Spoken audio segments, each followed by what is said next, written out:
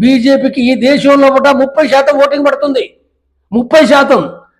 అది ఏ రకంగా పడుతుంది, ఎందుకు పడుతుందని చర్చ వేరే. కానీ ఆ 30% ఓటింగ్కు సమానంగా ఈ దేశంలో మావోయిస్టు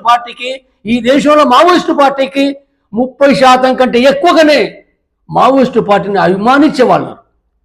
మావోయిస్టు పార్టీ నిర్మాణాలు లేరు, కానీ మావోయిస్టు పార్టీని అభిమానించే వాళ్ళు.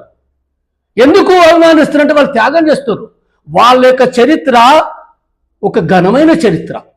వాళ్ళ ఘనమైన చరిత్ర ఏదో 50 ఏళ్ళ కానించి వాళ్ళు కూలీల కోసము, రైతుల కోసం, కార్మికుల కోసం, మహిళల కోసము, అణచివేత గురైన దళితుల కోసము, ఆదివాసుల కోసము వాళ్ళు జెండాయి నిలిచారు, వాళ్ళు చైతన్యం చేశారు, వాళ్ళ యొక్క పోరాట విజయాలు సాధించారు. కాబట్టి ఇవాళ నువ్వు చంపిన ప్రతి సందర్భంలో కూడా దేశంలో కూడా దాన్ని వ్యతిరేకిస్తూ చాలా బాధపడుతుండ్రు, ఇది వ్యతిరేకిస్తుండ్రు.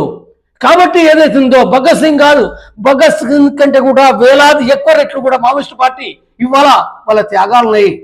కాబట్టి ఇది గుర్తుపెట్టుకోవాలి.